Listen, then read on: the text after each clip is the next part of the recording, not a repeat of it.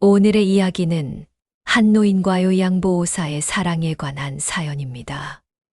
노을 속 사랑 욕심과 진심 사이에서 일장 외로운 저녁의 시작. 경기도 분당의 한 고급 단독주택가. 이른 저녁 햇살이 기울어질 무렵 80세 김재호 할아버지는 거실 창가에 기대어 서서 멀어져가는 노을을 바라보고 있었다. 허리는 활처럼 구부러져 있었고 지팡이 없이는 한 발짝도 움직이기 어려운 몸이었다. 여보야. 그는 아내의 영정사진을 향해 중얼거렸다. 5년 전 췌장암으로 세상을 떠난 아내 곁자리는 여전히 비어 있었다. 50년을 함께한 반쪽이 떠나고 나니 집은 너무 넓고 침묵은 너무 무거웠다. 현관문이 열리며 아들 김민수가 들어왔다. 대기업 부장으로 승진한 지 얼마 안 된 그는 언제나 바쁘고 지쳐 보였다. 아버지, 저녁 드셨어요? 응. 대충 먹었다. 사실 김 할아버지는 컵라면 하나로 저녁을 때웠다. 요리를 해본 적 없는 남자가 혼자 끼니를 챙긴다는 것은 생각보다 어려운 일이었다. 민수는 냉장고를 열어보며 한숨을 쉬었다. 텅 비어있는 냉장고, 바닥에 흩어진 약봉지들, 며칠째 갈아입지 않은 듯한 아버지의 옷차림. 아버지, 이제 정말 누군가의 도움이 필요한 것 같아요. 괜찮다. 나 혼자서도 할 수 있어. 하지만 김 할아버지의 목소리엔 자신감이 없었다. 지난주에는 화장실에서 넘어져 3시간 동안 일어나지 못해 바닥에 누워 있었다. 다행히 민수가 들렀을 때 발견되었지만 만약 그렇지 않았다면 아버지, 제가 알아본 요양보호사가 있어요. 한번 만나보세요. 그렇게 해서 박순자 씨와의 만남이 시작되었다. 2장 두 번째 봄의 전령. 62세 박순자 씨는 10년 전 남편과 별거한 후 홀로 살며 요양보호사 일을 해왔다. 자식들은 각자의 가정을 꾸려 멀리 떠났고 월세 30만 원짜리 작은 원룸에서 쓸쓸한 나날을 보내고 있었다. 안녕하세요, 김재호 선생님. 첫 만남에서 순자 씨는 김 할아버지의 손을 조심스럽게 잡았다. 거칠고 마른 손이었지만 그 안에서 따뜻함이 느껴졌다. 아, 박 선생님. 내가 많이 불편하실 텐데. 전혀요. 제가 돌봐드리려고 온 거예요. 순자 씨는 집안을 둘러보았다. 고급스러운 가구들이 먼지를 뒤집어 쓰고 있었고 거실 벽에는 젊은 시절 김 할아버지 부부의 사진들이 걸려 있었다. 잘생긴 신랑과 아름다운 신부가 환하게 웃고 있는 모습을 보며 순자 씨는 가슴이 짠해졌다. 선생님 젊으셨을 때 정말 멋지셨네요. 김 할아버지는 사진을 바라보며 쓸쓸하게 웃었다. 그때가 좋았지. 이제는 늙어서 아무짝에도 쓸모없는 몸이 되었어.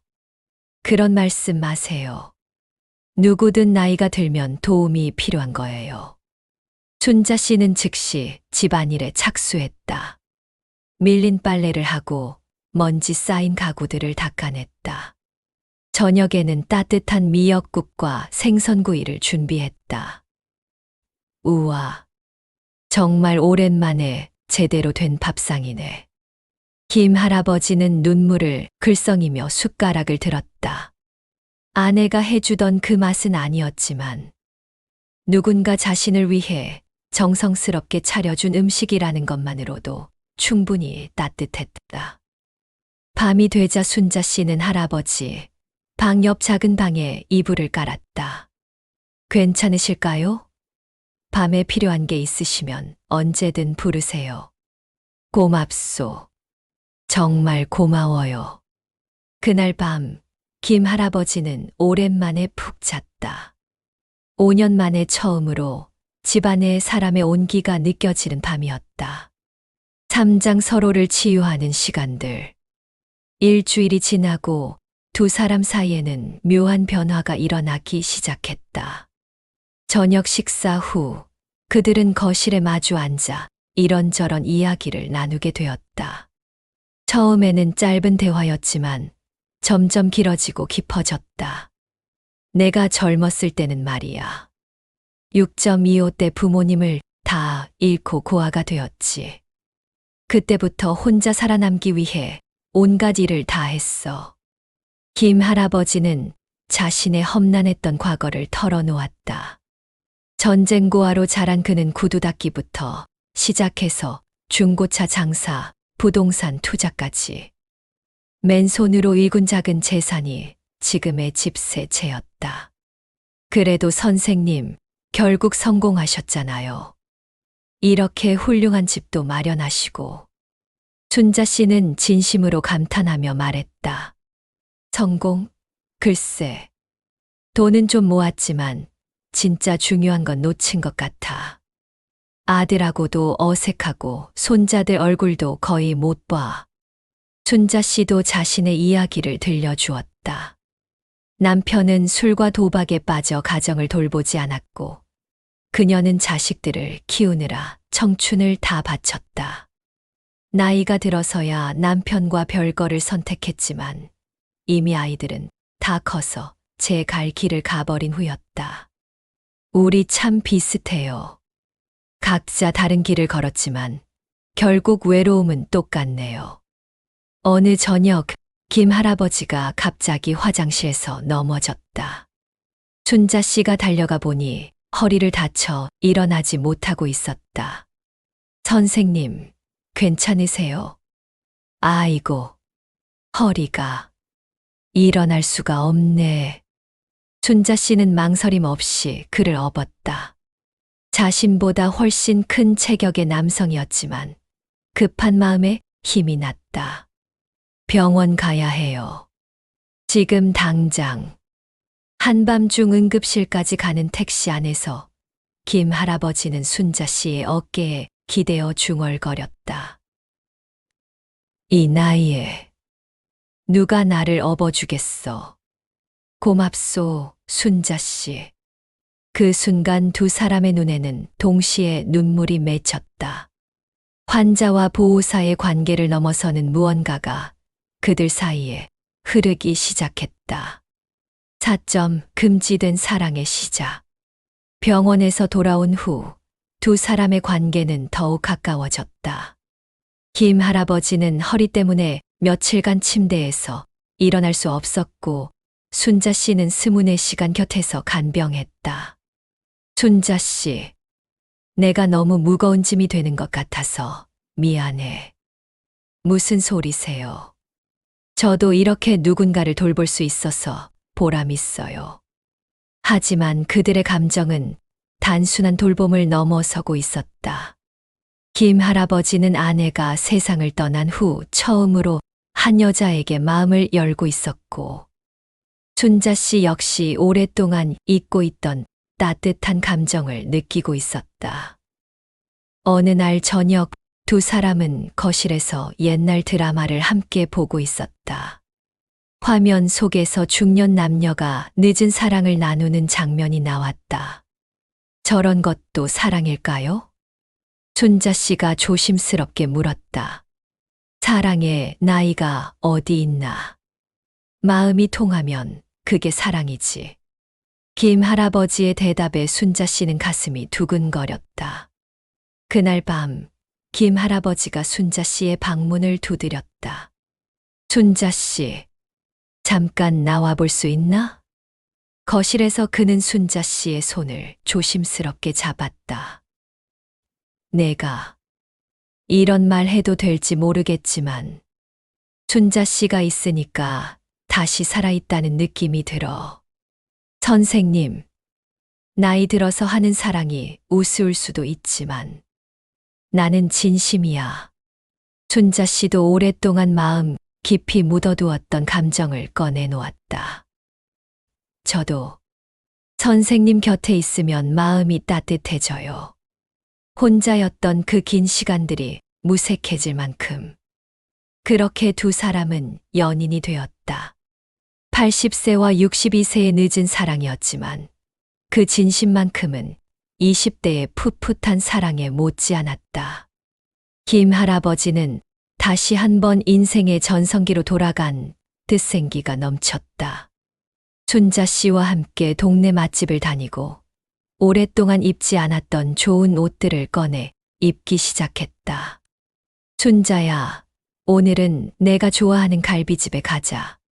선생님, 몸에 무리가 되지 않을까요? 괜찮아.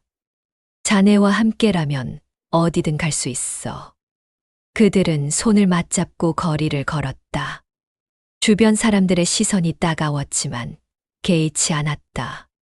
사랑하는 사람과 함께하는 시간이 너무도 소중했으니까. 5장 사랑의 증표들.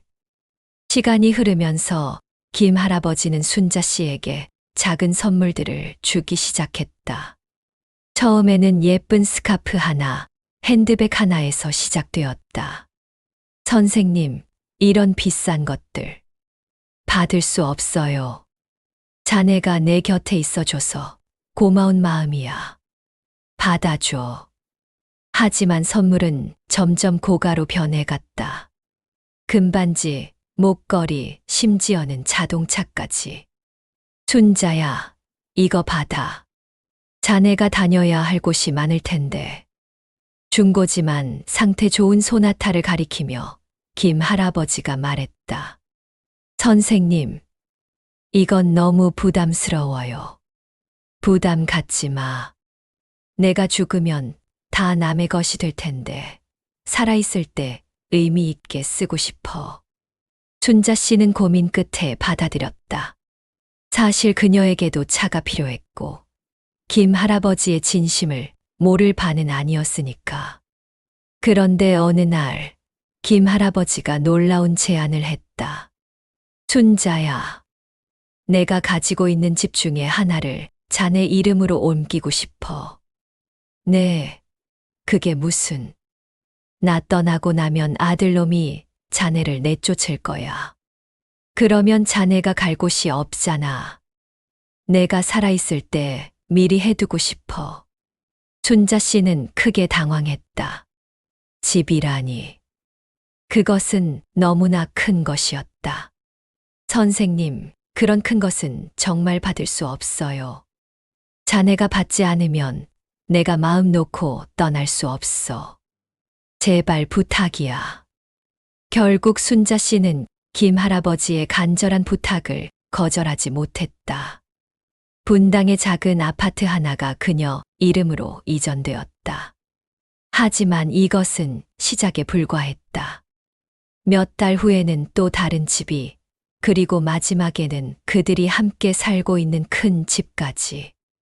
총 3채의 부동산이 모두 순자 씨 명의가 되었다. 선생님, 이렇게 하시면 아드님이 얼마나 놀라시겠어요. 그 놈은 바빠서 나에게 관심도 없어. 차라리 내 마지막을 함께 해줄 자네가 갖는 게 맞아. 김 할아버지는 확신에 찬 목소리로 말했지만 순자 씨의 마음은 편하지 않았다. 아무리 사랑하는 사이라고 해도 이렇게 큰 재산을 받는다는 것이 과연 옳은 일일까? 6장 폭풍전야. 김민수가 아버지 명의 부동산들이 모두 박순자 씨 이름으로 넘어갔다는 사실을 알게 된 것은 우연한 계기였다. 종합소득세 신고를 위해 아버지의 재산 목록을 확인하던 중 충격적인 사실을 발견한 것이다. 이게 뭔가요? 집이 다 없어졌네요. 민수는 부동산 등기부등본을 들고 아버지를 찾아갔다. 아버지, 이게 정말인가요?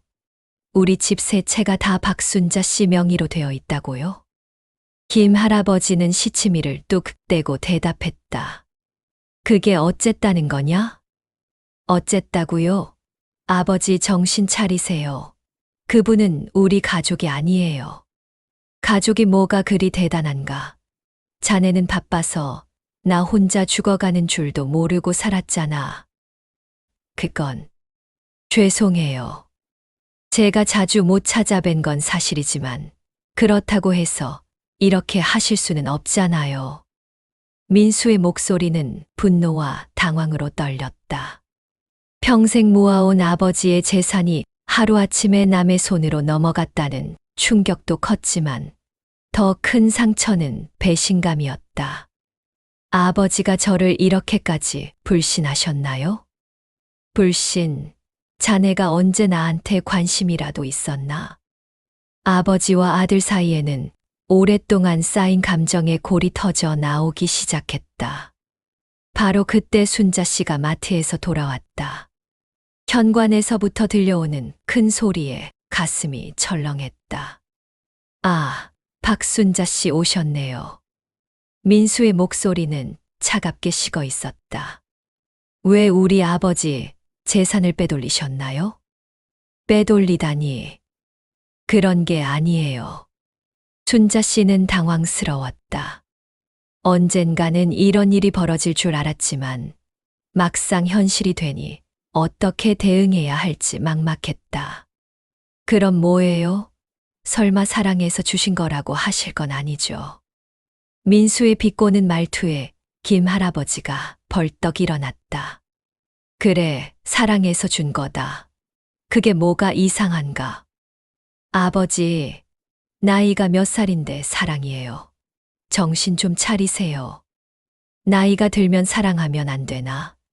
자네가 뭔데 내 인생의 간섭이야? 그날 밤 식탁은 침묵으로 가득했다. 민수는 분노한 표정으로 집을 나갔고 김 할아버지는 순자 씨와 단둘이 남았다. 순자야, 미안해. 내 때문에 자네가 고생이야. 괜찮아요. 저도 각오하고 있던 일이에요. 하지만 순자 씨의 마음은 편하지 않았다. 아무리 사랑하는 사이라고 해도 가족들에게 상처를 주면서까지 이런 관계를 계속해야 하는 걸까? 7장 운명의 갈림길.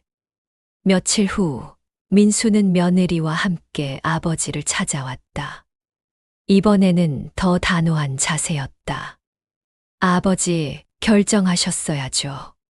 박순자 씨와 함께 지내실 건지 아니면 가족과 함께 지내실 건지. 무슨 소리야? 나는 순자와 함께 있을 거야. 그러시면 아버지는 요양원에 모시겠어요. 이 상황을 더 이상 두고 볼 수 없어요. 김 할아버지는 충격을 받았다. 자식이 부모를 요양원에 보내겠다니.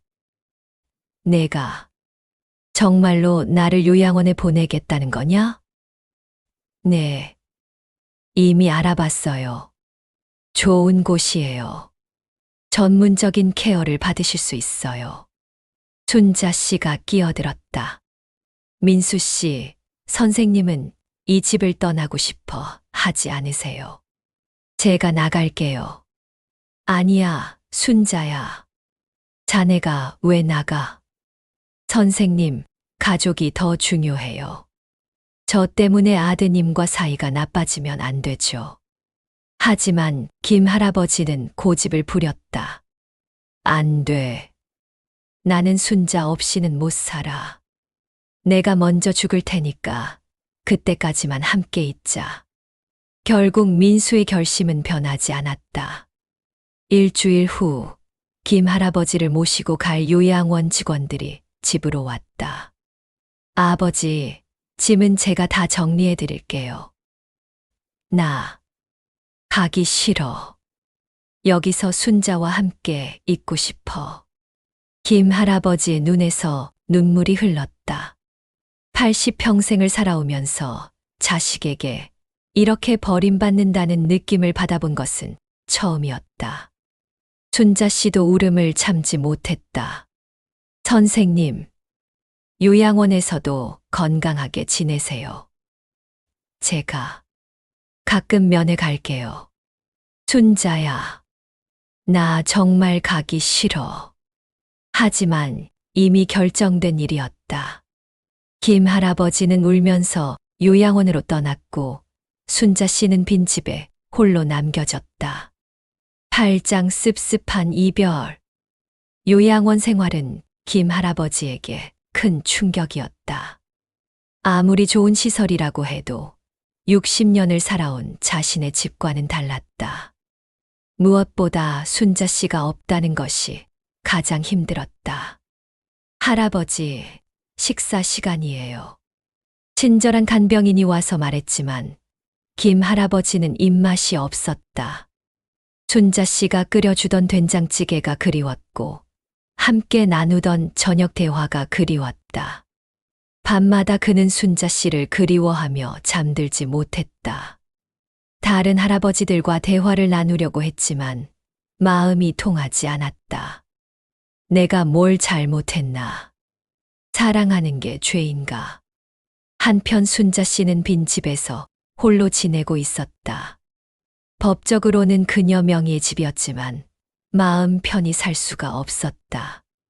민수와 가족들의 차가운 시선이 느껴졌고 동네 사람들의 수군거림도 부담스러웠다. 저 여자, 할아버지, 재산만 노린 거 아냐? 아니야, 진짜 사랑했던 것 같던데. 그래도 좀 그렇지 않아. 자식도 있는데. 순자 씨는 매일 요양원에 면회를 가고 싶었지만 민수가 면회를 제안해 놨다는 소식을 들었다. 가족이 아닌 사람의 면회는 허용하지 않겠다는 것이었다. 9장 마지막 인사. 요양원에 들어간 지 3개월. 김 할아버지의 건강은 급격히 나빠졌다. 순자 씨와 헤어진 충격과 우울감 때문에 식사를 제대로 하지 않았고 밤에는 불면증에 시달렸다. 할아버지, 많이 아프세요? 의사가 걱정스럽게 물었다. 아프다기보다는 살 의미가 없는 것 같아. 가족분들에게 연락드릴까요? 아니야. 괜찮아. 어느 추운 겨울 아침, 김 할아버지는 조용히 눈을 감았다. 요양원 직원이 발견했을 때는 이미 늦었다. 마지막까지 그의 입술에서는 순자야 라는 말이 맴돌고 있었다고 했다. 민수에게 연락이 갔지만 순자 씨에게는 부고 소식이 전해지지 않았다. 장례식장에서 3일장을 치르는 동안 순자 씨는 김 할아버지가 세상을 떠났다는 사실조차 모르고 있었다. 장례식이 끝나고 일주일 후 동네 슈퍼 아주머니를 통해 소식을 들은 순자 씨는 충격에 빠졌다. 뭐라고요? 김 할아버지가 돌아가셨다고요? 응, 지난주에. 너 몰랐어. 장례식도 다 끝났어. 순자 씨는 그 자리에 주저앉았다. 사랑하는 사람의 마지막 길조차 함께하지 못했다는 자책감이 밀려왔다. 집 무덤가의 고백. 그날 밤 순자 씨는 잠들지 못했다. 김 할아버지가 요양원에서 얼마나 외로웠을까. 마지막 순간에도 자신을 찾았을까 하는 생각들이 머릿속을 맴돌았다. 며칠간 수소문 끝에 그의 무덤을 찾을 수 있었다. 서울 근교 한적한 산자락에 자리한 작은 묘지였다. 아직 잔디도 제대로 자라지 않은 새 무덤 앞에서 순자 씨는 무릎을 꿇고 오열했다. 여보, 미안해요. 마지막에 곁에 있어주지 못해서. 정말 미안해요. 차가운 바람이 불어왔지만 순자 씨는 일어날 수 없었다. 사람들이 뭐라고 하든 상관없어요. 저는 정말 사랑했어요. 그 짧은 시간이었지만 제 인생에서 가장 행복한 날들이었어요. 무덤은 대답하지 않았다. 오직 바람 소리만이 그녀의 고백을 들어줄 뿐이었다. 집도 재산도 다 돌려드릴게요. 그런 게 중요한 게 아니었는데 우리 사랑이 더러워 보이게 하고 싶지 않아요. 순자 씨는 그날부터 변호사를 찾아가 상속포기 절차를 밟기 시작했다. 10일 진실은 무엇인가? 순자 씨의 상속포기 소식을 들은 민수는 복잡한 심정이었다. 처음에는 당연한 일이라고 생각했지만 시간이 지나면서 의문이 들기 시작했다. 정말 돈 때문이었다면 포기할 이유가 없는데. 민수는 아버지가 요양원에서 남긴 일기장을 발견했다.